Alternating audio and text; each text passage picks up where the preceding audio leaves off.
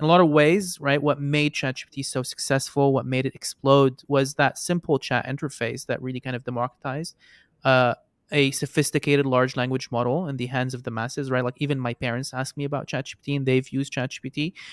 So maybe to first set the stage, how would you first define a user-centric experience in the context of interacting with a large language model? I spent a lot of time thinking about this, but like, I really think that when it comes down to it, there probably isn't anything better than natural language to like leverage technology, right? Um, and what's really cool about when you think about AI through a design lens, right? It's like I think about how you meet a stranger almost, right? Like AI in and of itself is kind of like a black box. You really only get where you're able to ask it. Same as when you meet a stranger, you're like, well, it's kind of tough to come up with questions and like, carry the conversation a little bit. You can have a list of topics to talk about when you have it, but in the Good list of moment, prompts. Yeah. yeah, list of prompts. Exactly. It's kind of difficult. You Yeah. don't really you you don't really know what you can get out of a conversation, right? Both in a person to person perspective, but also like person to technology. You have to be really good at asking questions, right?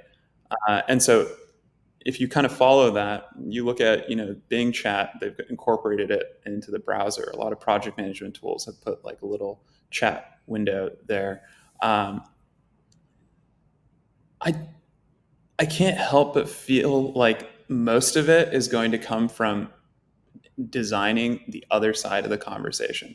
And what I mean by that is like right now, I have to come up to you and say, hey, I'd like a template for something, right? Or I would like to do this. But when I think about that interaction, I actually want to flip it in a way where AI is asking you what you'd like to do, right? It's presenting options to you based on what you've done in the past within the context of things. And right now it's scoped to your specific applications and platforms and such.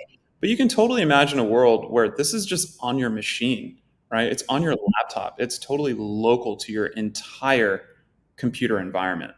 And when you think about that realm of design, what do we have today? Well, we've had Siri. Well, that did great, and I just accidentally activated on my phone.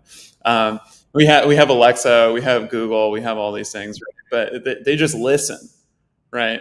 You're never in your house, and uh, the home assistant's like, "Hey, it's 90 degrees outside right now. You want to turn on your air conditioning, right?" Um, or you left your car unlocked. Did you want me to lock it for you?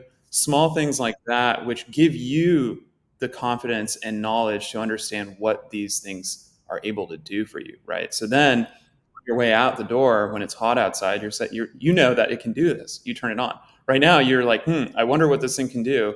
You ask a question, and it's like, sorry, you have to go to do something else.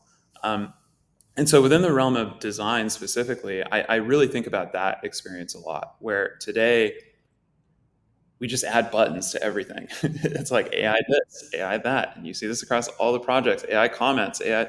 And I think I think of it as it truly is experience design in the sense that when you're somewhere inside of a product or when you're doing something, right? It's that proactive nature of the technology that can sense what you're doing and give you, kind of bring your attention to something that may be of value to you.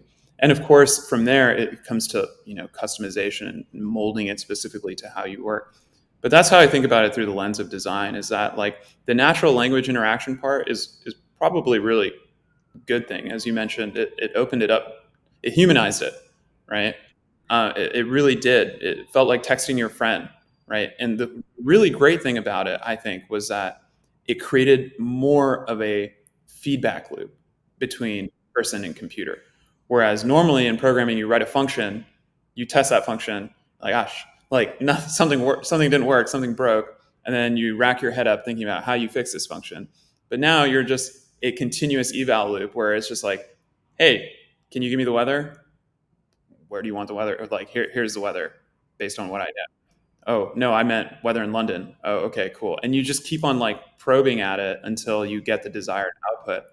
And um, I get really excited by the idea of an intelligent workspace in the sense that, well, AI just doesn't. You don't really need to talk about AI, right? It really kind of you want to move in a direction where the interface of an application just evolves in a way that it accepts these inputs and presents these options to you in an intuitive way to help you get things done. So you're setting up a project for the first time, right? Well, you should be able to instruct AI, not in the sense that AI comes up as a chatbot and says, hey, what would you like to do, kind of thing, but you're kicking off a project and you can present a set of inputs and have that be generated, right? And then from there, some kind of experience that allows you to tailor it further. And the real bulk of the benefit there is from um, kind of simple, like the fine tuning, basically, right? If you want to run marketing briefs, if you want to run your engineering team, it can sense that. I don't know how far we are from that. I'm still kind of like exploring, but I can't help but feel like most interfaces will need some kind of overhaul or evolution that kind of accommodates this because the back and forth between an application and chat, I think, is uh, less than ideal right now. It's not integrated in a way that actually helps you be that 10x human being.